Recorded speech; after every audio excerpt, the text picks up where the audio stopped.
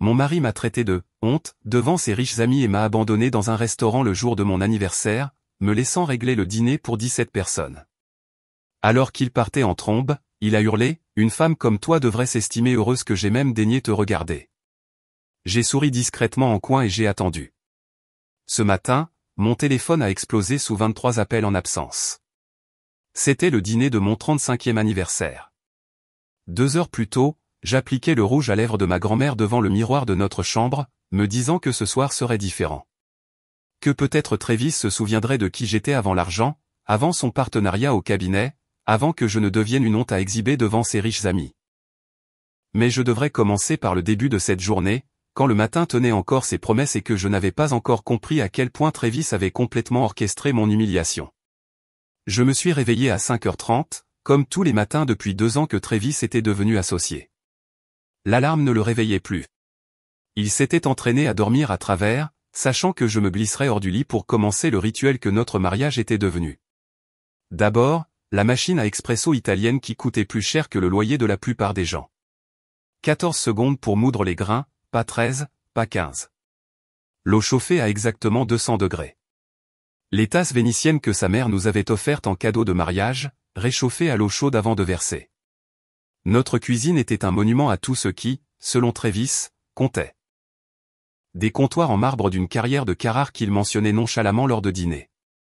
Un réfrigérateur Sub-Zero qui pouvait se connecter à son téléphone, bien qu'il n'ait jamais pris la peine d'apprendre comment.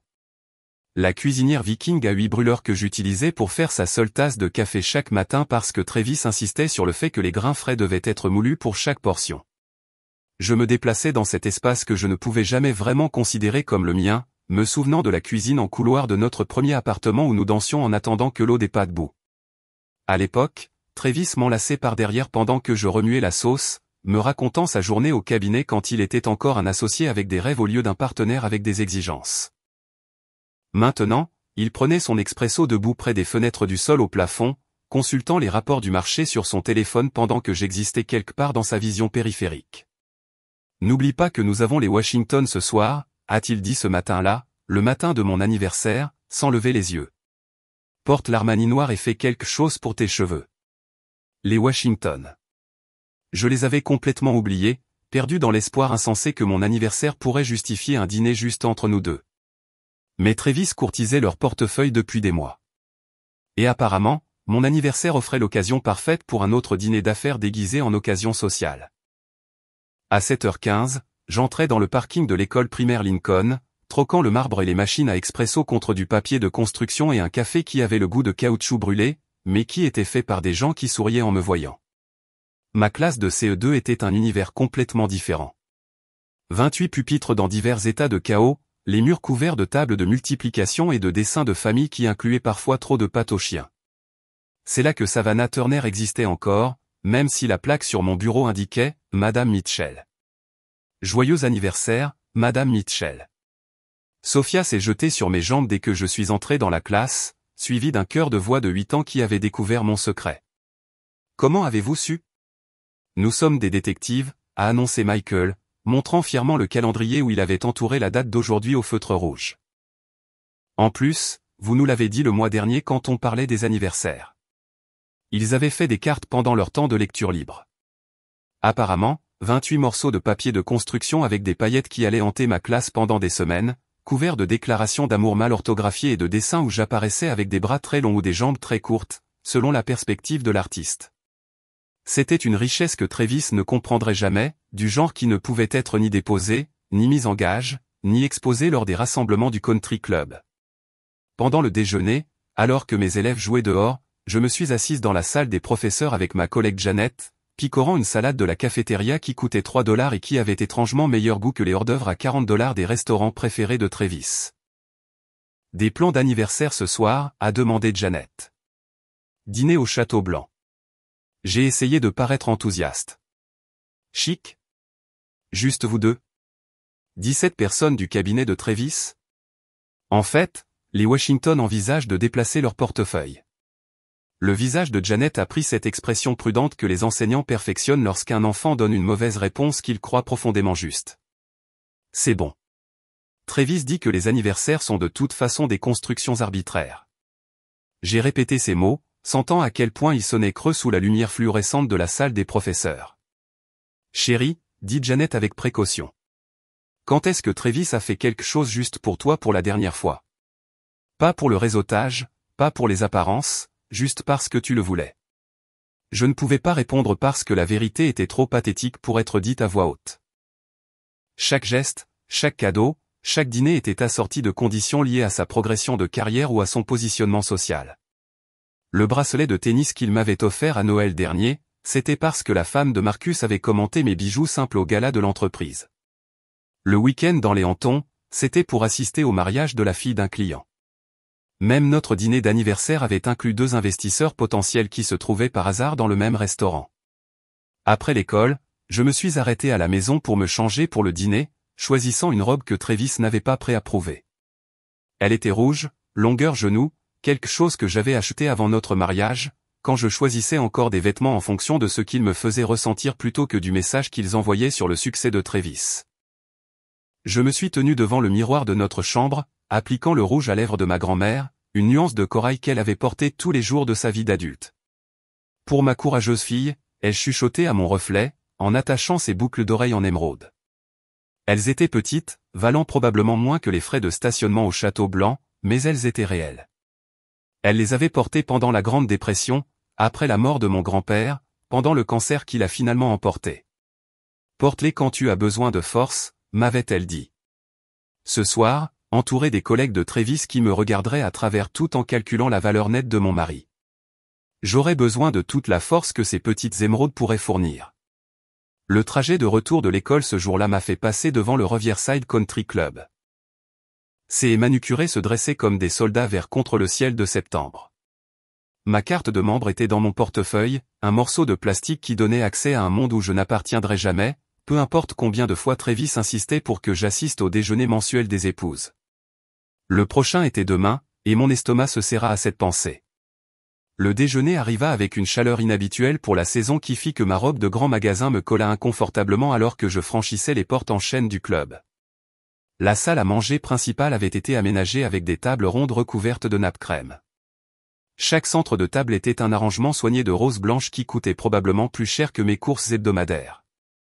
Patricia Rothschild se tenait près du bar, son sac Hermès attrapant la lumière alors qu'elle faisait un geste vers Jennifer Cross. Toutes deux riaient de quelque chose sur le téléphone de Jennifer. J'ai choisi une place à leur table parce que Travis m'avait spécifiquement demandé de cultiver ses relations. Le mari de Patricia contrôlait un fonds spéculatif que Travis voulait désespérément gérer, et les relations familiales de Jennifer pouvaient ouvrir des portes dans tout le corridor du Nord-Est. Alors que je m'approchais, leur conversation s'arrêta brusquement, des sourires apparaissant comme des masques se glissant en place. « Savannah, quelle charmante surprise, dit Patricia, me faisant la bise quelque part près de mon oreille gauche. Cette robe est si gaie. Target. Nordstrom Rack, en fait. J'ai gardé ma voix légère, refusant de m'excuser. Quelle praticité. J'aimerais pouvoir réussir ce genre d'achat. Son ton suggérait qu'elle préférerait porter de la toile de jute que de mettre les pieds dans un magasin discount.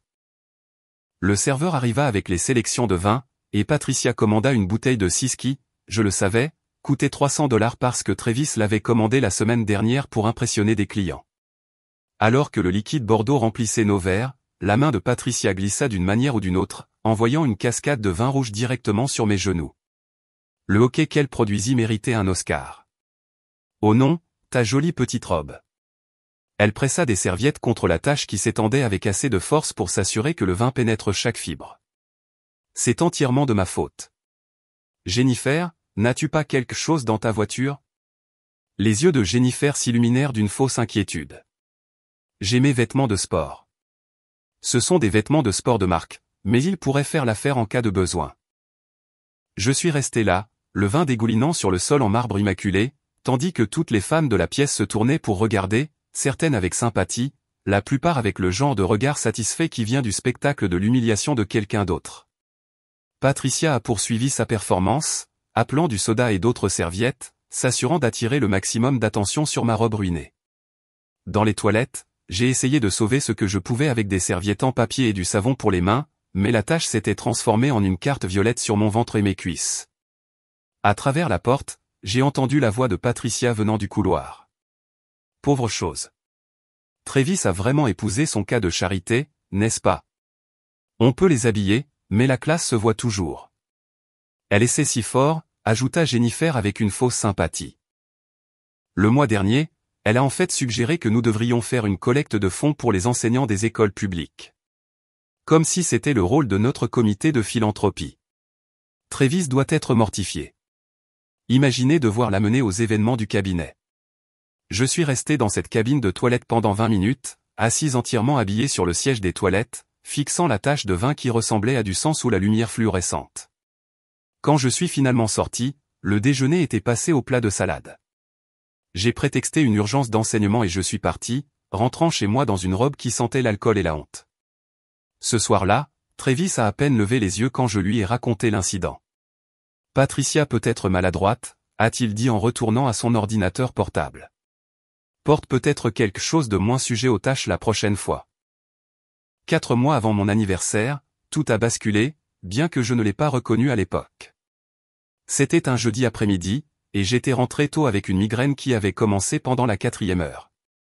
La voiture de Travis n'était pas dans le garage, ce qui était logique car il m'avait dit qu'il s'envolait pour Boston pour une réunion avec un client. Je portais ses costumes dans le placard de notre chambre quand le reçu est tombé de la poche de sa veste, flottant jusqu'au sol comme une feuille d'automne. La Bernardine. La date était celle d'hier, quand il était censé être à Boston. L'heure indiquait 20h47, à peu près au moment où il m'avait envoyé un texto pour me dire qu'il était épuisé par les présentations aux clients. La facture était pour 2 personnes, huîtres, champagne. Le soufflé au chocolat qu'il disait toujours être trop riche à son goût. Mes mains tremblaient en examinant son col, trouvant une marque de rouge à lèvres de la couleur des prunes fraîches. Rien à voir avec ma nuance corail ou les tons nudes que je portais parfois. C'était délibéré, cette marque placée là où n'importe quelle épouse faisant la lessive la trouverait. Le parfum qui s'accrochait au tissu n'était pas le mien non plus. Quelque chose de musqué et de chair qui me retournait l'estomac. J'ai tout photographié avec mon téléphone, créant un dossier que j'ai étiqueté « Documents fiscaux » au cas où Travis regarderait un jour mes photos. Puis j'ai soigneusement remis le reçu dans sa poche, j'ai suspendu le costume exactement comme je l'avais trouvé, et j'ai passé l'heure suivante à vomir dans la salle de bain des invités, mon corps rejetant la vérité que mon esprit ne pouvait pas encore traiter. Quand Travis est rentré ce soir-là, il m'a embrassé sur le front et m'a demandé comment s'était passée ma journée, sa bouche menteuse formant des mots sur des vols retardés et des clients difficiles pendant que je souriais et servais le dîner que j'avais préparé. Il a même complimenté le poulet, disant qu'il était parfaitement assaisonné, ignorant que j'avais été trop nauséeuse pour goûter quoi que ce soit. 2 semaines après avoir trouvé le reçu, l'insomnie était devenue ma compagne. Je restais allongé à côté de Travis, écoutant sa respiration régulière, tandis que mon esprit passait en revue les possibilités et les explications. Une nuit à 2 heures du matin, je me suis glissé dans son bureau à domicile et j'ai ouvert le classeur où il gardait nos documents importants. Le contrat de mariage se trouvait dans un dossier marqué « Assurance », 18 pages de langage juridique que j'avais signé le matin de notre mariage parce que Travis avait dit que c'était juste une formalité qui nous protégeait tous les deux. En le lisant à la lumière de mon téléphone, j'ai découvert des clauses que je n'avais jamais remarquées le jour de mon mariage. La plupart protégeaient les actifs de Travis, s'assurant que je quitterais le mariage avec à peine plus que ce que j'y avais apporté. Mais à la page 12, enfouie dans la sous-section 7b, se trouvait quelque chose appelé une « clause de turpitude morale ». Toute partie reconnue coupable de crimes financiers, d'adultère pouvant être documenté, ou d'actions qui apportaient une disgrâce publique au mariage perdrait toutes les protections prévues par l'accord. L'avocat de Travis avait survolé cette section, la qualifiant de « langage standard qui ne s'applique jamais à des gens comme nous ». Mais maintenant, assise sur le sol de son bureau avec les preuves de sa liaison dans mon téléphone et ce document entre mes mains, j'ai réalisé que Travis m'avait involontairement donné une arme qu'il n'aurait jamais pensé que j'aurais besoin d'utiliser. La conférence des enseignants à Albany a eu lieu 3 semaines plus tard. J'ai failli ne pas y aller, mais Travis a insisté, disant que ce serait bien pour moi de m'engager dans ma petite profession. Pendant la pause déjeuner, ma collègue Marie m'a présenté sa sœur Rachel, en ville pour le week-end. Rachel était tout ce que je n'étais pas, tranchante, directe, avec des yeux qui semblaient cataloguer chaque détail. Marie me dit que tu enseignes à l'école primaire Lincoln, a dit Rachel autour d'un café de conférence médiocre. 8 ans maintenant, en CE2. Elle a étudié mon visage avec une intensité qui m'a donné envie de vérifier mon maquillage. Tu as l'air épuisé. Quand est-ce que tu as dormi une nuit entière pour la dernière fois? La question était si directe, si dépourvue de politesse sociale que je me suis retrouvé à répondre honnêtement. Il y a des mois. Rachel et Marie ont échangé des regards. Puis Rachel a sorti sa carte de visite, la faisant glisser sur la table avec une désinvolture délibérée. Je suis comptable judiciaire. Je suis spécialisé dans les cas de divorce, j'aide les femmes à comprendre leur situation financière avant de prendre de grandes décisions. Elle a baissé la voix. Juste au cas où tu aurais un jour besoin d'aide pour comprendre tes finances. Ou autre chose. J'ai pris la carte, mes doigts tremblant légèrement en la glissant dans mon portefeuille, derrière ma carte de fidélité de supermarché. Les yeux de Rachel ont rencontré les miens avec une compréhension parfaite. Elle savait sans que je dise un mot. Elle savait exactement pourquoi je n'avais pas dormi depuis 4 mois, pourquoi mes mains tremblaient, pourquoi j'étais assise à une conférence d'enseignants avec l'air d'un fantôme de moi-même. Le savoir, c'est le pouvoir, a-t-elle dit simplement. Et parfois, nous avons plus besoin de pouvoir que de sommeil. La carte de visite de Rachel a vécu dans mon portefeuille pendant exactement 3 jours avant que je ne l'appelle. Je me suis assise dans ma voiture pendant la pause déjeuner, regardant des élèves de CE2 jouer au kickball à travers le grillage et j'ai composé le numéro avec des doigts qui ne voulaient pas s'arrêter de trembler. J'ai besoin d'aide pour comprendre mes finances, ai-je dit quand elle a répondu, les mots sortant en cascade avant que je ne perde mon courage. Pouvez-vous me rencontrer au café de la rue Elm après l'école? Apportez vos 3 derniers relevés bancaires si vous pouvez y accéder en toute sécurité. En toute sécurité. Les mots sont restés avec moi alors que je rentrais chez moi cet après-midi-là, sachant que j'avais exactement 40 minutes avant que Travis ne revienne de sa partie de racquetball avec Marcus. J'ai imprimé les relevés de nos comptes joints, mes mains se déplaçant rapidement dans son système de classement, photographiant tout avec mon téléphone en guise de sauvegarde. Les chiffres se brouillaient, des dépôts et des retraits que je ne reconnaissais pas, des virements vers des comptes dont je n'avais jamais entendu parler. La sonnette a retenti juste au moment où je fermais le classeur, faisant battre mon cœur si fort que je pensais qu'il pourrait me traverser la poitrine. À travers le Judas, j'ai vu une femme en tailleur noir tenant une housse à vêtements. Son sourire est aussi travaillé que sa posture. Madame Mitchell, je suis Vivien de Style d'Excellence. Votre belle-mère m'a demandé de vous aider à vous préparer pour la célébration de votre anniversaire. Le cadeau d'Eleanor Mitchell était arrivé. J'ai ouvert la porte pour trouver non seulement Vivien, mais aussi un assistant qui poussait 2 portants de vêtements et ce qui semblait être une mallette de maquillage qui pourrait approvisionner un grand magasin. Ils se sont installés dans mon salon avec l'efficacité d'une force d'invasion, transformant l'espace en une cabine d'essayage de boutique.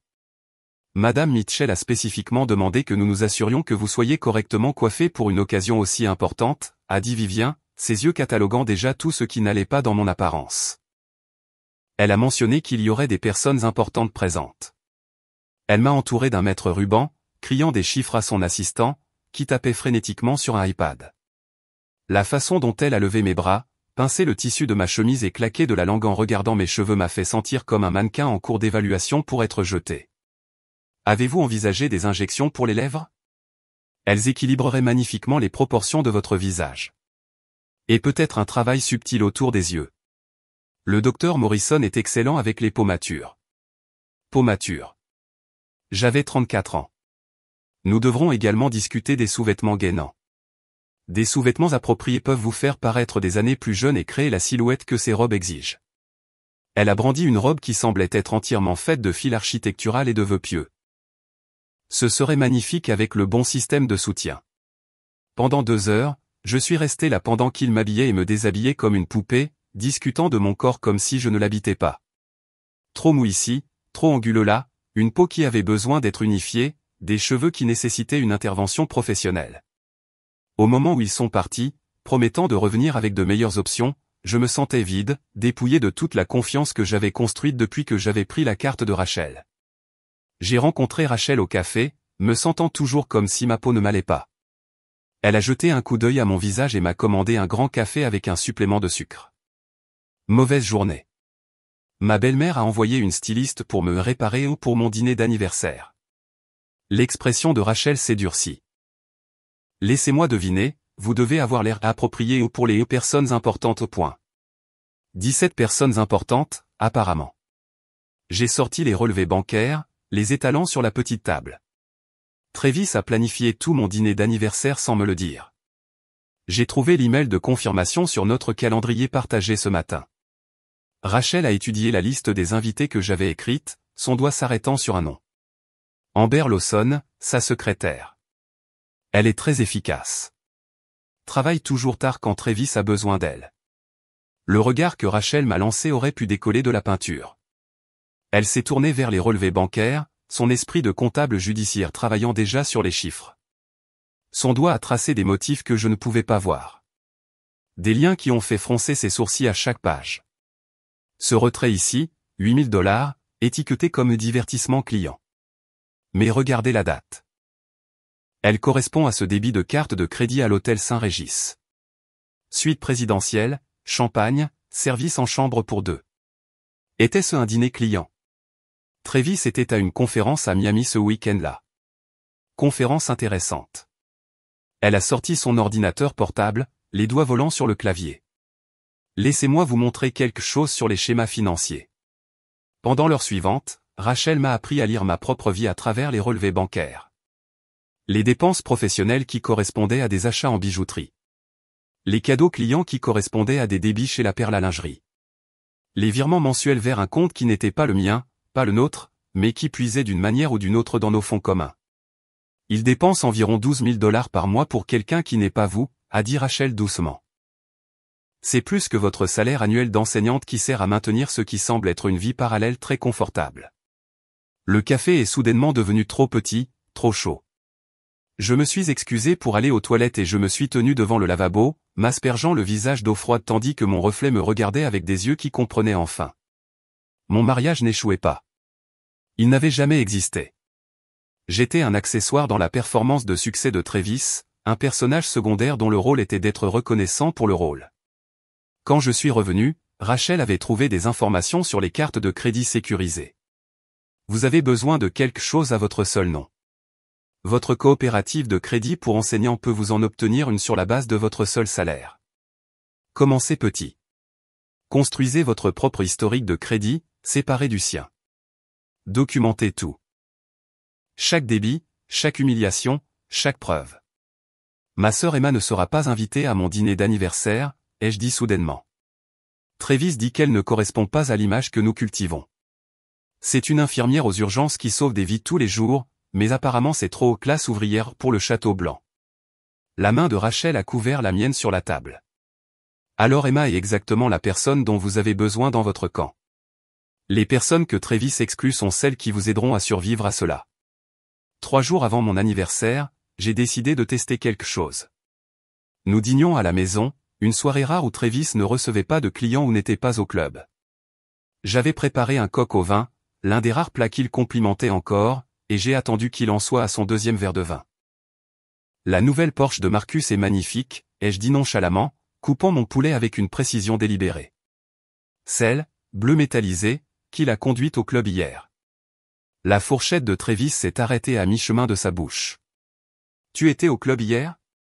Journée pédagogique pour les enseignants. J'ai déjeuné avec Patricia et Jennifer. Le mensonge est venu facilement, teinté juste assez de vérité. Elles ont mentionné à quel point Marcus réussit ces derniers temps. Marcus loue cette voiture, a dit Travis, sa voix tendue. La vraie richesse n'a pas besoin de s'afficher avec des démonstrations tape à accent grave l'œil. Bien sûr, je la trouvais juste jolie. J'ai bu une gorgée d'eau, puis j'ai ajouté, en fait, je pensais donner des cours particuliers. Juste quelques heures par semaine pour un peu d'argent de poche. La transformation a été instantanée. Le visage de Travis est devenu rouge de son col à sa racine des cheveux. La veine à sa tempe qui apparaissait lors des réunions des associés est soudainement devenue visible. Ma femme n'a pas besoin de prendre un 2e emploi comme une sorte de travailleuse à l'heure. Que penseraient les gens? Que je ne peux pas subvenir aux besoins de ma propre famille. Ce n'était qu'une pensée. J'aime enseigner et certains parents m'ont demandé. La réponse est non. Il a posé son verre de vin avec assez de force pour faire éclabousser le liquide. C'est exactement pour ça que je fais venir Vivien pour t'aider. Tu ne comprends pas comment les choses fonctionnent dans mon monde. Notre monde. Ces petites décisions que tu penses sans importance. Elle se répercute sur moi, sur ma capacité à gérer ma propre maison. Il s'est levé, laissant son dîner à moitié mangé sur la table. J'ai invité les bonnes personnes à ton dîner d'anniversaire. Des gens qui comptent, des gens qui peuvent nous aider à nous élever là où nous appartenons. Le moins que tu puisses faire, c'est avoir l'air et agir en conséquence sans m'embarrasser avec des discussions sur des cours particuliers comme une femme au foyer de banlieue désespérée. La maison semblait étouffante après que Travis soit parti en trombe, laissant son dîner froid sur la table et ses mots flottant dans l'air comme la fumée d'un incendie qui brûlait depuis plus longtemps que je ne l'avais admis. Je me suis tenu devant le miroir de notre chambre à 6h30, attachant les boucles d'oreilles en émeraude de ma grand-mère avec des mains fermes, malgré le chaos dans mon estomac. La robe rouge que j'avais choisie avait l'air provocante contre ma peau pâle, rien à voir avec le linceul noir que Travis avait choisi. Mon téléphone a vibré avec son texto, en retard. Retrouve-moi là-bas. Bien sûr qu'il l'était. Faire une entrée était plus important que d'arriver avec sa femme le jour de son anniversaire. J'ai appelé un Uber, ne faisant pas confiance à mes mains sur le volant et j'ai regardé les rues familières défiler par la fenêtre alors que nous nous dirigions vers le Château Blanc. Le chauffeur m'a jeté un coup d'œil dans le rétroviseur. Occasion spéciale ? Mon dîner d'anniversaire. Joyeux anniversaire. Votre mari doit avoir prévu quelque chose de spécial. J'ai réussi à sourire, un sourire qui ressemblait à du verre brisé. Quelque chose comme ça. Le Château Blanc s'élevait du coin de la rue comme un monument à tout ce que je ne serai jamais. Des voituriers en costume plus élégants que tout ce qu'il y avait dans mon placard ouvraient les portes à des femmes qui marchaient comme si l'air qu'elles respiraient leur appartenait. Le maître d'hôtel, Henri, m'a reconnu avec cette expression particulière réservée aux personnes qui n'appartenaient pas tout à fait mais qui devaient être tolérées. Madame Mitchell, votre groupe a commencé à se rassembler. Par ici. La salle à manger privée était déjà épaisse de rire et du tintement des verres à cocktail. Marcus Sterling se tenait au centre, sa voix portant au-dessus des autres alors qu'il racontait une histoire sur un client qui avait essayé de négocier les frais. Jennifer Cross était perchée sur un satin de velours, son téléphone capturant tout pour ses 40 000 abonnés. Patricia Rothschild tenait la cour près du bar, des diamants attrapant la lumière comme des avertissements. La voilà, a annoncé Marcus, sa voix dégoulinant d'une chaleur de façade. La reine de la fête arrive. Ils se sont tous tournés pour me regarder, 17 paires d'yeux, effectuant la même évaluation. La robe rouge était déplacée. Les boucles d'oreilles étaient insignifiantes. La femme qui les portait était un substitut jusqu'à ce que Travis arrive avec le vrai divertissement. Henri m'a conduite à ma place à la longue table, pas à la tête où l'invité d'honneur devrait s'asseoir, pas à côté de la chaise vide clairement réservée à Travis, mais 3 sièges plus bas entre la cavalière de Bradley Chen, une femme dont personne n'a pris la peine de me dire le nom, et l'assistant de quelqu'un qui a passé tout son temps à répondre à des emails sur son téléphone. Amber Lawson était assise directement en face de moi, son sourire acéré alors qu'elle ajustait l'encolure de sa robe, un geste si délibéré qu'il aurait pu être une déclaration de guerre. Elle portait le parfum que j'avais senti sur la veste de Travis.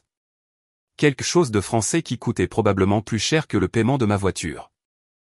Travis m'a demandé de m'assurer que tout était parfait pour votre journée spéciale, a-t-elle dit assez fort pour que tout le monde l'entende. Il est si attentionné comme ça, toujours à penser aux autres. Le premier plat est arrivé, des huîtres disposées sur de la glace comme de petites tombes. Marcus a levé son verre, déjà à 3 martinis, à en juger par son léger balancement. Avant que Travis n'arrive, laissez-moi dire ce que nous pensons tous. Savannah, vous êtes la preuve vivante que Travis est l'homme le plus charitable que nous connaissions. Des rires ont parcouru la pièce, vifs et brillants comme du cristal brisé. Patricia s'est jointe à eux, sa voix coupant le bruit. En parlant de charité, Savannah, vous devriez vraiment me laisser vous ajouter à notre comité philanthropique. Nous pourrions utiliser quelqu'un qui comprend comment vit l'autre moitié, vous savez, pour la perspective. Les enseignants sont essentiellement des babysitters glorifiés de toute façon, a poursuivi Marcus, faisant un geste avec son verre. Sans vouloir vous offenser, Savannah, mais que faites-vous exactement ? Vous assurez que les enfants ne mangent pas de pâte à modeler ? Elle leur apprend l'alphabet, a ajouté William Rothschild. Travail précieux. Quelqu'un doit le faire.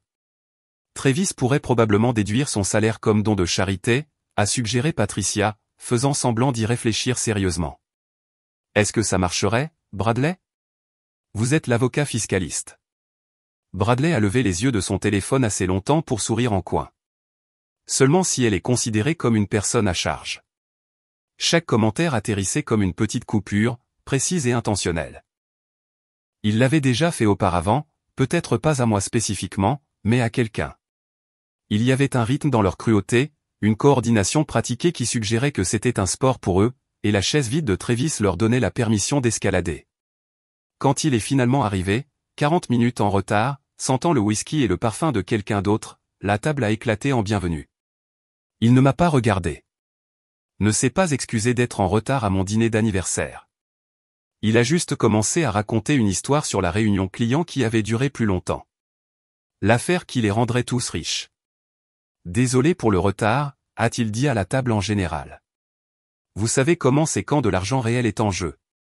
Il a pris sa place à la tête de la table, Amber se penchant immédiatement pour lui murmurer quelque chose qui l'a fait rire. J'étais assise là, invisible le jour de mon propre anniversaire, regardant mon mari flirter avec sa secrétaire pendant que ses amis poursuivaient leur performance. Le plat principal est arrivé. Des steaks qui coûtaient plus cher que les courses hebdomadaires de la plupart des gens. Travis m'a finalement regardé, ses yeux observant la robe rouge avec un déplaisir évident. Choix intéressant, Savannah. Je pensais que nous avions discuté de la tenue appropriée. C'est mon anniversaire, ai-je dit doucement. Je voulais porter quelque chose qui me ressemble. C'est le problème, a-t-il dit assez fort pour que tout le monde l'entende. Tu veux toujours être toi-même au lieu d'essayer d'être meilleur. Le silence qui a suivi était complet. Même le personnel de service semblait s'arrêter, sentant le changement d'atmosphère. Patricia a essayé de rire pour détendre l'atmosphère, mais le son est mort dans sa gorge. Quand Travis a continué, savez-vous à quel point c'est épuisant? Devoir constamment expliquer pourquoi ma femme fait ses courses dans des grands magasins, pourquoi elle insiste pour travailler à un emploi qui paie moins que notre budget mensuel de vin, pourquoi elle ne peut pas comprendre les dynamiques sociales de base. Ma main a trouvé les boucles d'oreilles de ma grand-mère. Les pierres froides contre mes doigts. Si je suis une telle honte, pourquoi m'as-tu épousé? La question a flotté dans l'air comme un défi. Le visage de Travis s'est assombri, la veine à sa tempe visible même sous l'éclairage tamisé. Il s'est levé lentement, délibérément, sa chaise raclant contre le sol en marbre. Parce que je pensais pouvoir te réparer, te polir, t'apprendre à appartenir. Mais la classe n'est pas quelque chose que l'on peut apprendre, n'est-ce pas? Tu es toujours la même petite provinciale que lorsque je t'ai trouvée. La facture est arrivée alors, le dossier en cuir atterrissant devant moi comme un verdict. Travis mettait déjà son manteau. Voilà ce que j'obtiens en essayant d'élever quelqu'un en dessous de ma condition, a-t-il annoncé à la salle. Joyeux anniversaire, Savannah. Une femme comme toi devrait être reconnaissante que j'ai même daigné te regarder. Il est sorti, me laissant avec 17 personnes qui ont soudainement trouvé leur téléphone fascinant. La facture indiquait $3 847,92. J'ai sorti la carte de crédit que j'avais cachée à Travis, celle que je construisais depuis 6 mois, et je l'ai payée sans un mot. Amber a rassemblé ses affaires rapidement, marmonnant quelque chose à propos d'une réunion matinale alors qu'elle courait pratiquement après Travis. Les autres se sont dispersés comme des cafards quand les lumières s'allument, me laissant seul avec des assiettes vides et l'écho de l'humiliation. La carte d'Henri était encore dans la poche de mon manteau quand je suis sorti du Château Blanc. Le voiturier évitant mon regard alors qu'il me hélait un taxi. Le vent de novembre coupait à travers ma robe rouge, mais je le sentais à peine. Mon esprit travaillait déjà, traitant ce qui venait de se passer, non pas comme une blessure, mais comme une preuve. Les 43 pâtés de maison jusqu'à la maison m'ont donné le temps de réfléchir. Chaque lampadaire passant comme un marqueur sur le chemin vers quelque chose que je ne pouvais pas encore nommer. Quand je suis arrivé à notre immeuble, l'Audi de Travis était déjà dans le garage, garé de travers, ce qui suggérait qu'il avait bu davantage après avoir quitté le restaurant. Je l'ai trouvé dans son bureau, évanoui dans son fauteuil en cuir avec une bouteille de Macallan à moitié vide sur le bureau. Son téléphone était posé à côté de lui, l'écran allumé. Des notifications d'Amber l'illuminaient toutes les quelques secondes. J'ai envoyé un texto à Rachel depuis la salle de bain. Il est inconscient. Peux-tu venir maintenant? 20 minutes plus tard, elle s'est glissée par notre porte d'entrée comme une ombre, portant un sac d'ordinateur portable et vêtue de vêtements sombres qui lui donnaient l'air d'un cambrioleur très organisé. Elle a jeté un coup d'œil à Travis ronflant dans son fauteuil et a hoché la tête en direction de son ordinateur. Combien de temps sera-t-il inconscient? d'après la bouteille, au moins 3 heures, peut-être plus. Elle s'est assise à son bureau, les doigts volants sur son clavier avec l'assurance de quelqu'un qui avait déjà fait ça auparavant. La plupart des gens utilisent les mêmes mots de passe pour tout. Laisse-moi deviner, son anniversaire, votre anniversaire de mariage. Non, attends. Les hommes comme Travis utilisent des dates qui comptent pour eux. Le jour où il est devenu associé. J'ai regardé l'écran de connexion accepter sa 3e tentative. Comment as-tu su? Parce que les narcissiques sont prévisibles. Ils choisissent des mots de passe qui les célèbrent. L'écran s'est rempli de dossiers organisés avec la même précision que Travis apportait à tout, sauf à son mariage. Rachel a cliqué méthodiquement, son expression s'assombrissant à chaque découverte.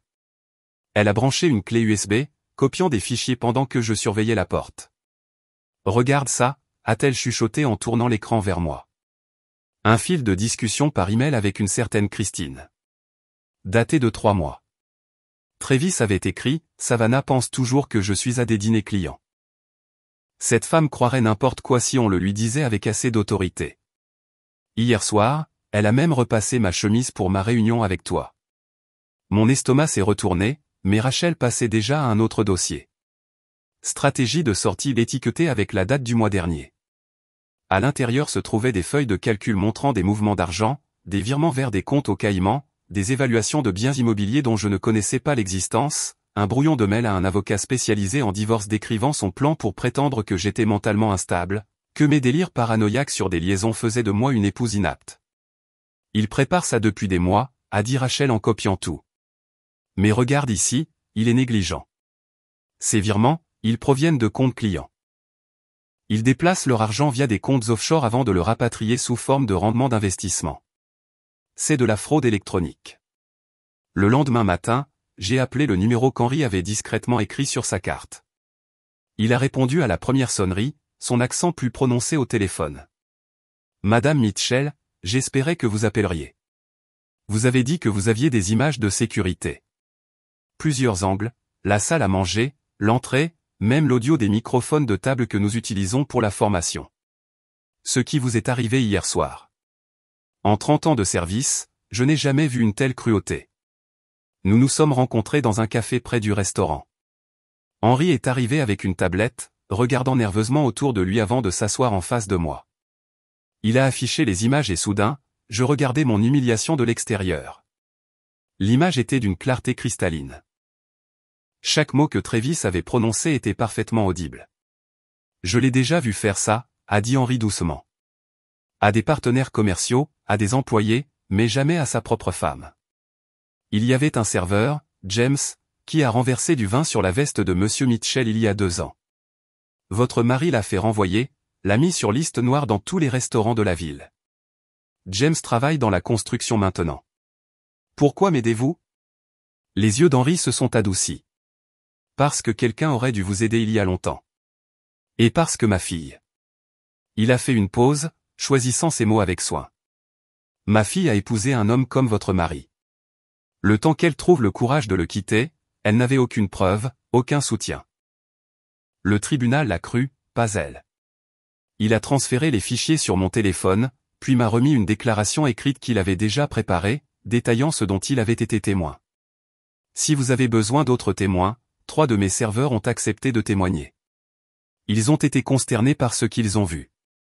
2 jours plus tard, je me suis assise en face de Margaret Chin dans un petit café qu'elle avait choisi, un endroit où personne du monde de Travis ne s'aventurerait jamais. Elle avait l'air différente de la dernière fois que je l'avais vue à un événement du cabinet. Plus saine, plus forte, comme si elle s'était remise d'une longue maladie. Bradley m'a détruite lors de notre divorce, a-t-elle dit sans préambule. Mais Travis en était l'architecte. Il a coaché Bradley sur exactement quoi dire, quel médecin citer, comment me faire passer pour instable.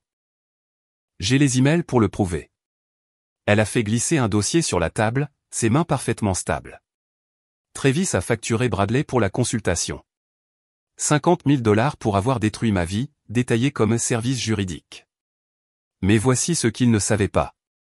J'ai enregistré Bradley en train de répéter son témoignage.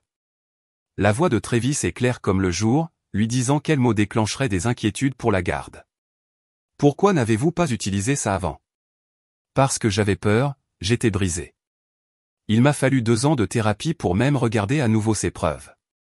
Mais quand j'ai entendu ce qu'il vous a fait le jour de votre anniversaire, j'ai su qu'il était temps. Elle a rencontré mes yeux directement. Travis Mitchell a détruit assez de femmes. Ça s'arrête avec nous.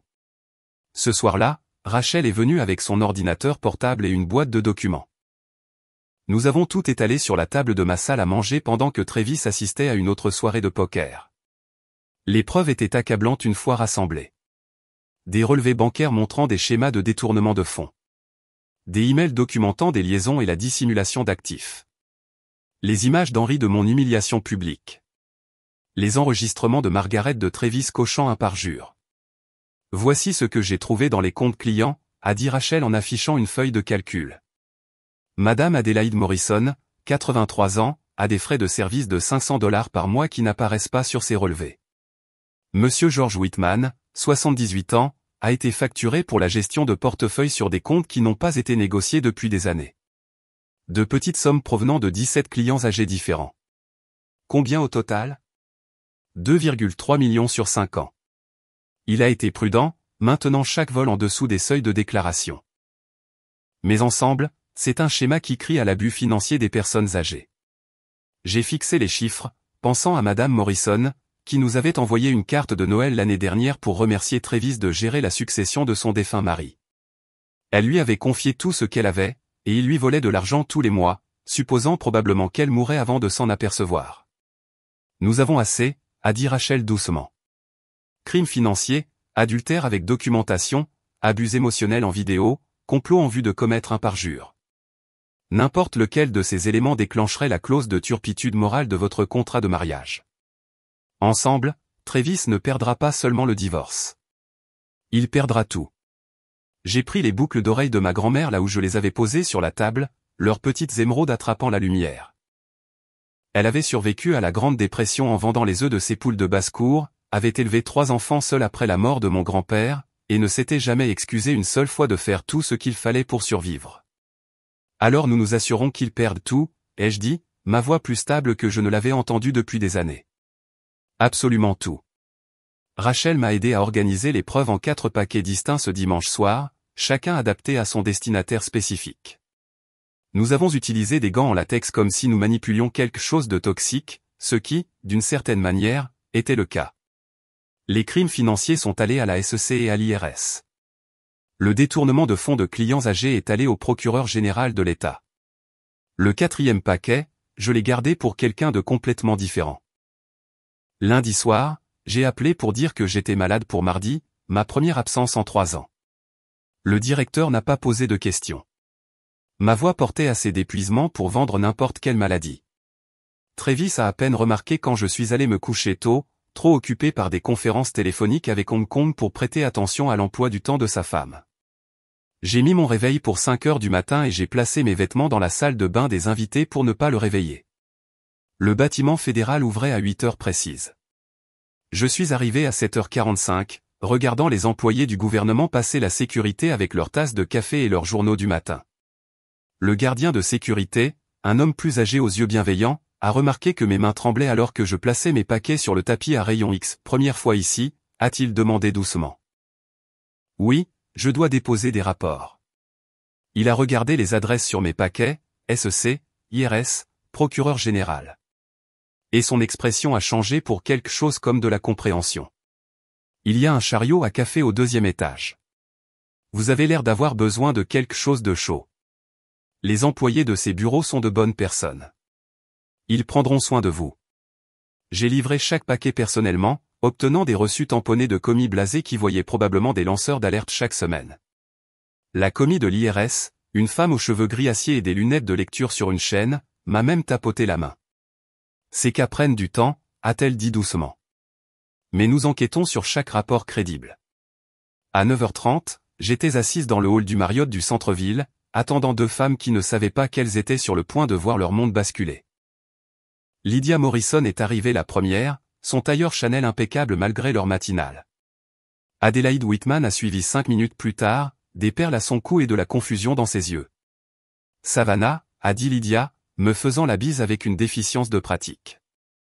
Votre message était plutôt énigmatique. De quoi s'agit-il? J'avais choisi mes mots avec soin en les contactant. Juste assez d'urgence pour m'assurer qu'elle viendrait. Pas assez de détails pour susciter une loyauté défensive envers leur mari. Les époux des deux femmes étaient les plus gros clients de Travis, et les deux hommes avaient été à mon dîner d'anniversaire, riant de sa cruauté. Je dois vous montrer quelque chose, ai-je dit en sortant ma tablette. Mais d'abord, je veux que vous sachiez que ce que vous ferez de cette information est entièrement votre choix. Je leur ai montré les photos en premier.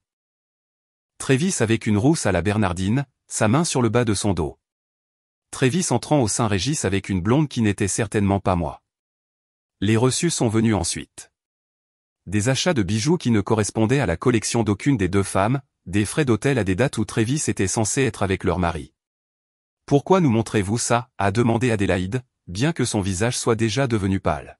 « Parce que vos maris étaient là, ils savaient. » Regardez ce relevé de carte de crédit. Un dîner pour 4 à l'Eleven Madison Park.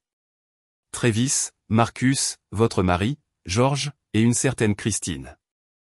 La même nuit, George vous a dit qu'il était à cette conférence médicale. Lydia a attrapé la tablette, zoomant sur le relevé. Sa respiration a changé, est devenue superficielle et rapide. Robert était censé être avec lui à cette conférence. Ils partageaient une chambre pour économiser de l'argent à l'entreprise. Il n'y a pas eu de conférence, ai-je dit doucement. J'ai les emails où ils ont planifié la couverture. Les mains d'Adélaïde tremblaient alors qu'elle prenait son téléphone. La secrétaire de George. Elle connaît toujours son vrai emploi du temps. Elle a composé, a parlé rapidement, puis a raccroché. Son visage était passé de la confusion à la rage. Il n'y a pas eu de conférence médicale. Elle dit qu'il était en ville toute la semaine. Ils se couvrent mutuellement, ai-je dit. C'est un système. Ils font ça depuis des années. Les deux femmes sont restées assises en silence pendant plusieurs minutes, traitant ce que je leur avais montré. Puis Lydia s'est redressée, sa colonne vertébrale devenant de l'acier. Envoyez-moi tout. Tout ce que vous avez. Moi aussi, a chuchoté Adélaïde. Tout. J'ai transféré les fichiers sur leur téléphone, regardant leur visage se durcir à chaque nouvelle preuve. Ce n'étaient pas seulement les victimes de Travis. C'étaient des alliés en attente. David Yamamoto m'a rencontré dans un restaurant près du bureau de son journal. Son excitation était à peine contenue alors qu'il se glissait dans la banquette en face de moi.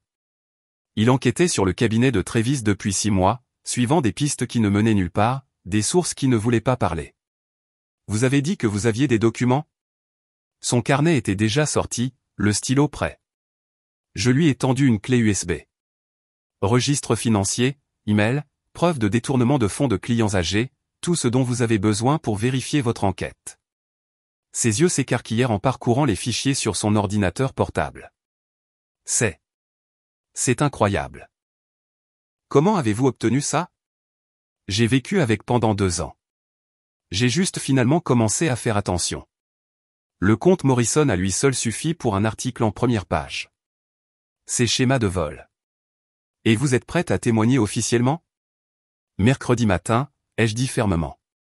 Pas avant. J'ai besoin de 48 heures.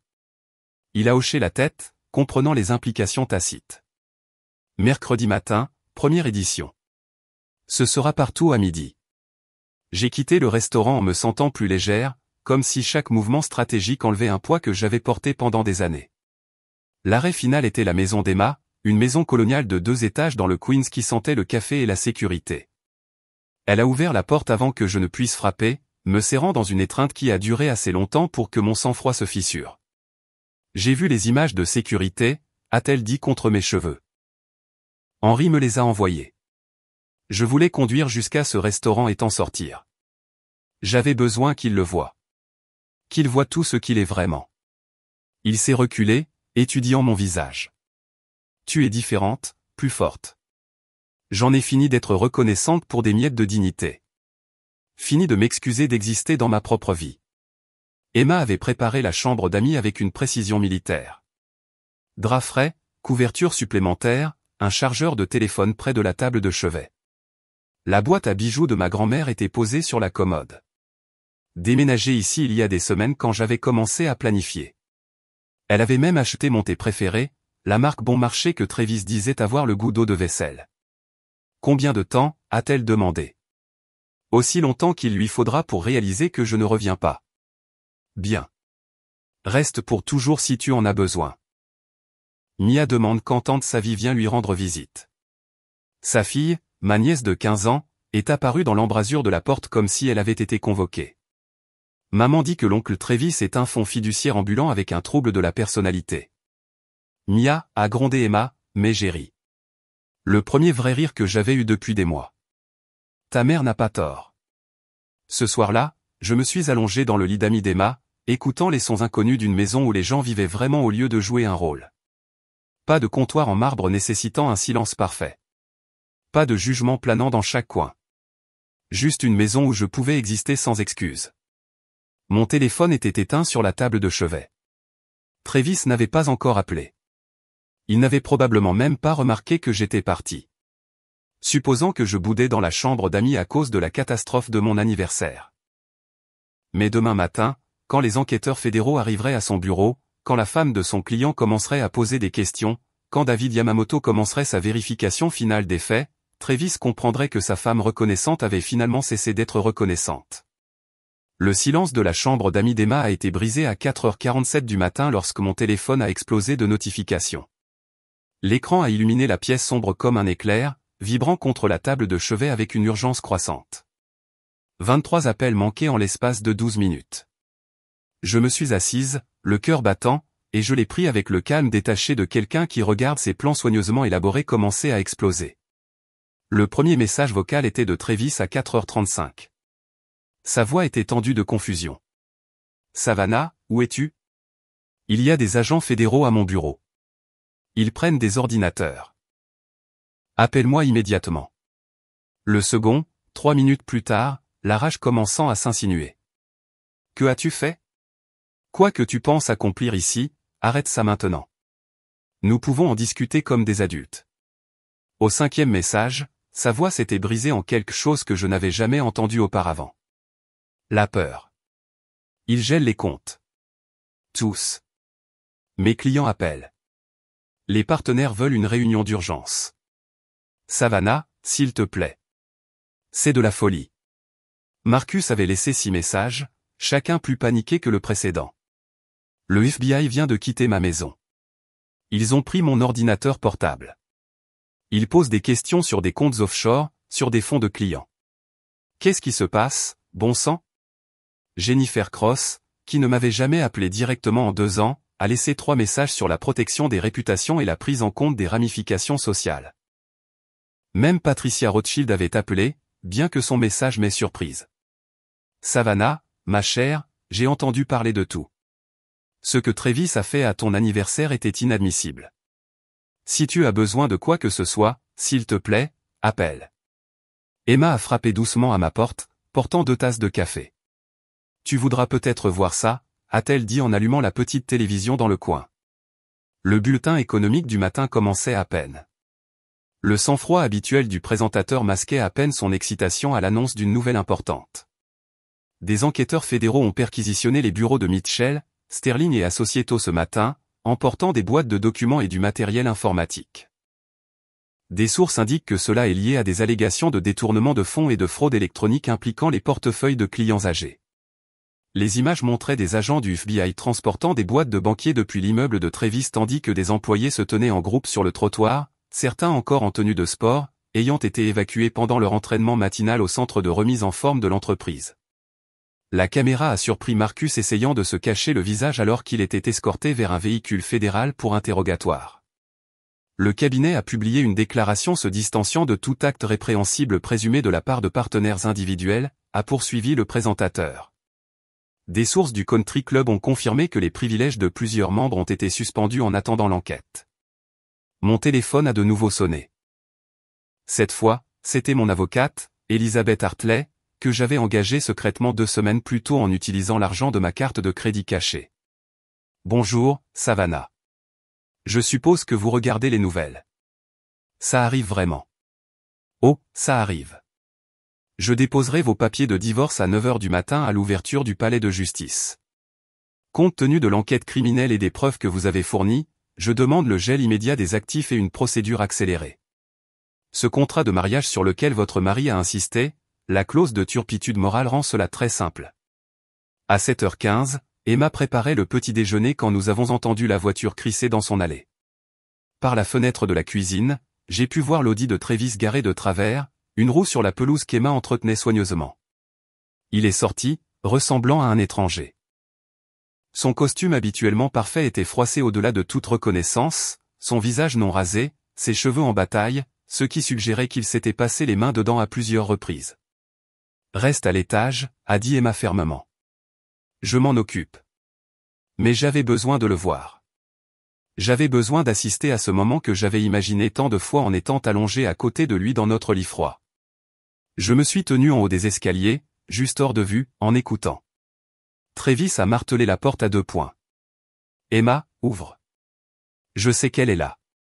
Je sais que ma femme est là. » Emma a ouvert la porte mais a gardé la chaîne, parlant à travers l'entrebâillement. « Elle ne veut pas te voir, Travis. Je me fiche de ce qu'elle veut. Elle a tout détruit. Ma carrière, ma réputation, ma vie. Elle doit réparer ça. » « Réparer quoi? Le désordre que tu as créé? » Je lui ai tout donné. Sa voix s'est brisée, rauque et désespérée. Je l'ai sortie de rien, de sa petite vie pathétique d'enseignante, et j'ai fait d'elle quelqu'un. Je l'ai présentée à des gens importants, je lui ai appris à s'habiller, à se comporter.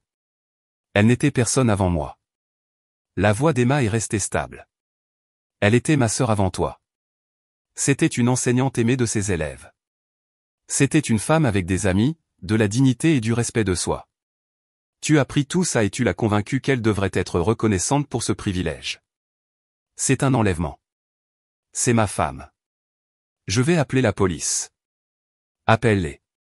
Je suis sûr qu'ils adoreraient avoir de tes nouvelles en ce moment. Avec l'enquête fédérale et tout le reste. Travis a frappé la main contre le cadre de la porte. Elle a planifié ça. Ce dîner d'anniversaire. Elle savait que je réagirais. Elle m'a piégé. Tu l'as humilié devant 17 personnes. Tu l'as traité de honte. Tu l'as abandonné avec une facture de $4000 le jour de son anniversaire. Et tu penses qu'elle t'a piégé? Je lui donnais une leçon sur l'appartenance, sur la compréhension de sa place. Il y a eu une longue pause quand Emma a de nouveau parlé. Sa voix était de glace. Sa place n'a jamais été en dessous de toi, Travis. Tu avais juste besoin qu'elle le croie. Le bruit de son poing frappant la porte m'a fait sursauter. Quand je réglerai ça, et je le réglerai, elle va payer.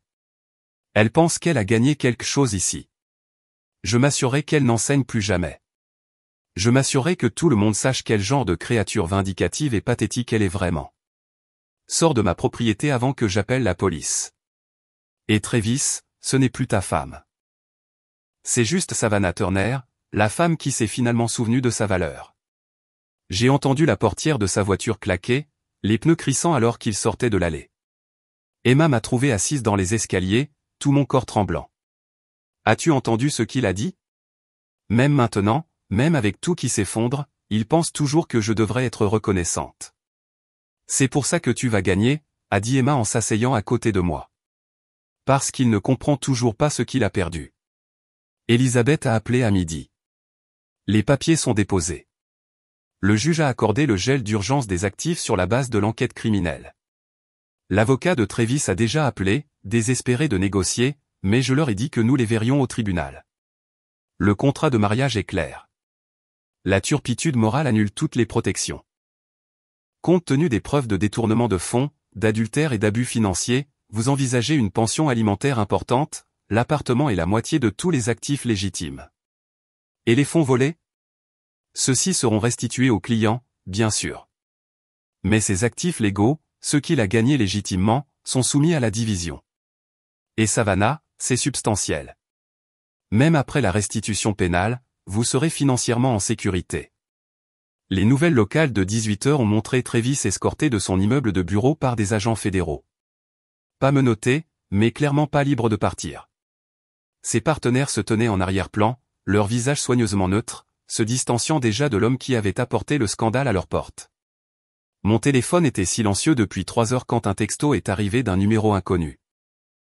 C'était une photo d'Henri au Château Blanc, le carnet de réservation pour mon dîner d'anniversaire avec l'écriture de Trévis notant 17 invités, placement à table critique à la fin. Il avait même planifié où je m'assoirais, s'assurant que mon humiliation serait visible de tous. J'ai fixé la photo d'Henri du carnet de réservation pendant un long moment, traçant l'écriture de Trévis avec mon doigt.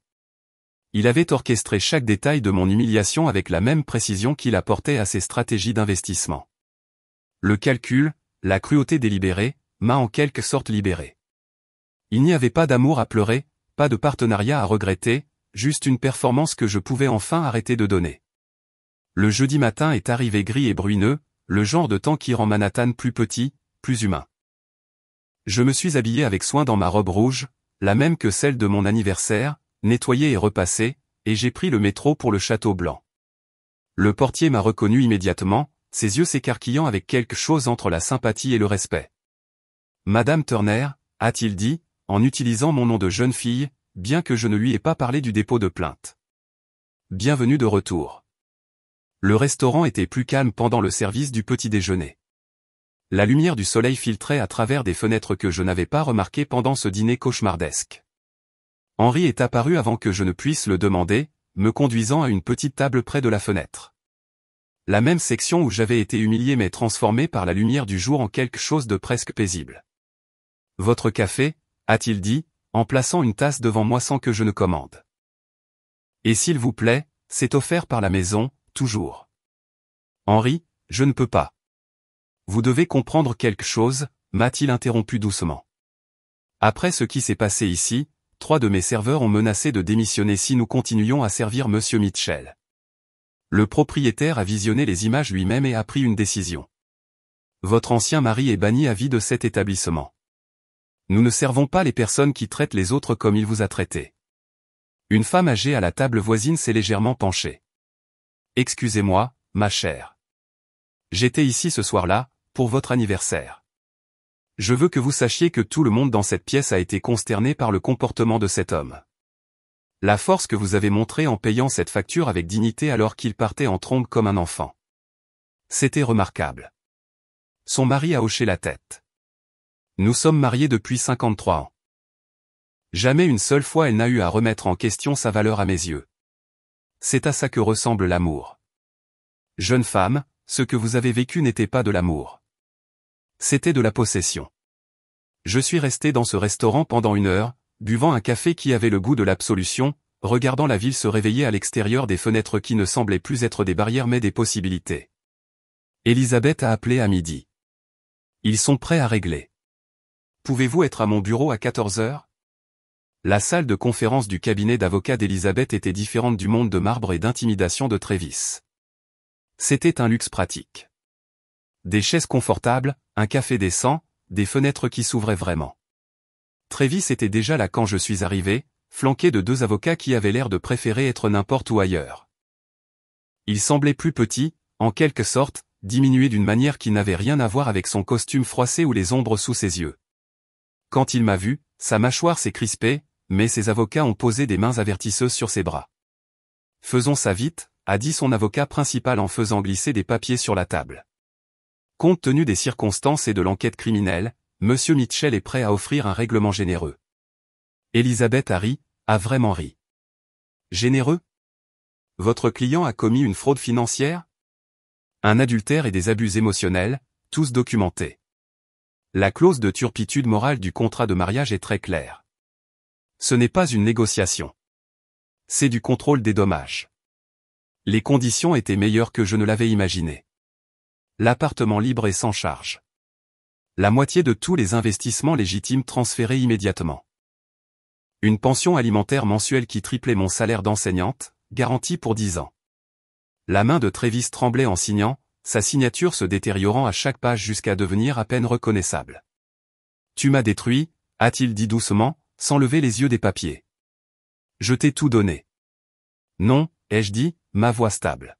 « Tu as tout pris et tu m'as convaincu que je devais être reconnaissante pour la perte. » Son avocat a poussé la dernière page en avant.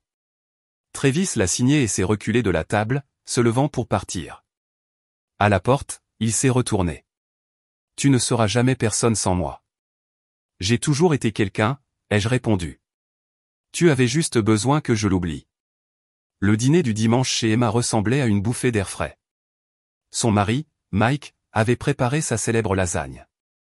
La cuisine était chaude d'ail et de rire. Leur fille, Mia, se préparait pour son premier bal de lycée. Debout devant le miroir du couloir, ajustant une robe qui la faisait paraître plus âgée que 15 ans. « Tante Savy, est-ce que ça va ?» a-t-elle demandé, l'incertitude s'insinuant dans sa voix. Je me suis tenu derrière elle, rencontrant ses yeux dans le miroir. Puis j'ai sorti de mon sac à main les boucles d'oreilles en émeraude de ma grand-mère, celles qui avaient été témoins de mon humiliation et de ma survie. Celles-ci appartiennent à ton arrière-grand-mère, ai-je dit en les attachant soigneusement. Elle les a portées pendant la Grande Dépression, pendant le deuil, pendant tout ce que la vie lui a jeté. Elle m'a dit qu'elles étaient pour les filles courageuses qui avaient besoin de force. Elles sont magnifiques, a soufflé Mia en les touchant doucement. Elle m'a aussi dit autre chose, ai-je poursuivi. La valeur d'une femme ne vient pas de l'homme qui la remarque, ni des amis qui l'approuvent, ni des vêtements qu'elle porte. Elle vient de la force qu'elle montre quand elle est mise à l'épreuve, de la gentillesse qu'elle maintient quand le monde est cruel, de la dignité qu'elle conserve quand les autres essaient de la lui prendre. Mia s'est retournée et m'a serré fort dans ses bras. Maman m'a raconté ce que l'oncle Travis a fait, comment il t'a traité. Et maintenant tu sais ce qu'il ne faut pas accepter, ai-je dit. Ces boucles d'oreilles ont vu des femmes fortes survivre à pire et en sortir meilleures. Ce soir, elles te verront danser, rire et être exactement qui tu es, sans excuse. Le lundi matin est arrivé tôt, mon réveil a sonné à 6 heures pour la première fois de la semaine. Je me suis habillé de mon cardigan d'enseignante préférée, celui avec la tache de café d'un câlin enthousiaste d'un élève, et j'ai conduit jusqu'à l'école primaire Lincoln, me sentant comme si je revenais d'un très long voyage. Le parking était plus plein que d'habitude. En me dirigeant vers le bâtiment, j'ai remarqué que les autres enseignants souriaient plus largement, le gardien de sécurité m'a même salué en passant. Ce n'est que lorsque j'ai atteint ma classe que j'ai compris pourquoi. Une bannière s'étendait sur ma porte. Bienvenue, mademoiselle Turner. Vous nous avez manqué. En lettres arc-en-ciel colorées en dehors des lignes avec l'enthousiasme de la classe de CE2, 28 petits visages rayonnaient vers moi depuis leur pupitre, certains rebondissant d'excitation. Mademoiselle Turner, a crié Sophia, sans se soucier des voix intérieures. Vous avez repris votre nom. Maman dit que ça veut dire que vous êtes redevenu vous-même. C'est exactement ce que ça veut dire, ai-je dit, la gorge serrée par l'émotion. Michael a levé la main. Étiez-vous malade? Vous ne manquez jamais l'école. J'étais un peu malade, ai-je admis. Mais je vais mieux maintenant. Bien, a-t-il dit sérieusement. Parce que nous avions un remplaçant qui ne connaissait pas la chanson du bonjour et elle a dit que nous ne pouvions pas avoir de cercle de lecture sur le tapis et elle n'a pas ri à mes blagues. J'ai regardé ma classe, des papillons en papier de construction, des faits mathématiques manqués et de minuscules humains qui me voyaient comme mademoiselle Turner qui lisait des histoires avec des voix et les laissait manger des crackers en forme de poisson rouge pendant les tests d'orthographe. Pas comme un cas de charité ou une honte ou quelqu'un qui devrait être reconnaissant de l'attention, juste comme leur enseignante qui était partie et qui était maintenant de retour là où elle appartenait. La lumière du soleil du matin a attrapé le bracelet en plastique bon marché que Sophia m'avait fait il y a des semaines, toujours à mon poignet où je l'avais placé avec le même soin que Travis exigeait pour ses tasses à café vénitiennes. C'était une richesse qu'il ne comprendrait jamais. Être aimé pour qui l'on est, pas pour ce que l'on représente. Très bien, tout le monde, ai-je dit en m'installant sur ma chaise de bureau qui grinçait et avait des taches suspectes, mais qui me semblait plus être chez moi que le cuir italien ne l'avait jamais été. Qui veut me raconter tout ce que j'ai manqué? 28 mains se sont levées, des voix déjà débordantes d'histoires sur des dents qui bougent, de nouveaux animaux de compagnie et des matchs de football où ils avaient marqué ou non, mais avaient essayé très fort. C'était ma vie, ma vraie vie, celle que Travis avait essayé de me convaincre n'était pas assez. Il s'est avéré que c'était tout. Si cette histoire de vengeance calculée vous a tenu en haleine à chaque rebondissement, appuyez sur le bouton j'aime dès maintenant. Ma partie préférée a été lorsque Savannah est retournée au Château Blanc, portant la même robe rouge, la tête haute, pendant qu'Henry lui disait que Travis était banni à vie. Quel a été votre moment le plus satisfaisant? Partagez-le dans les commentaires ci-dessous. Ne manquez pas d'autres histoires captivantes de trahison, de rédemption et de douce justice. Abonnez-vous et activez la cloche de notification pour ne jamais manquer une nouvelle vidéo.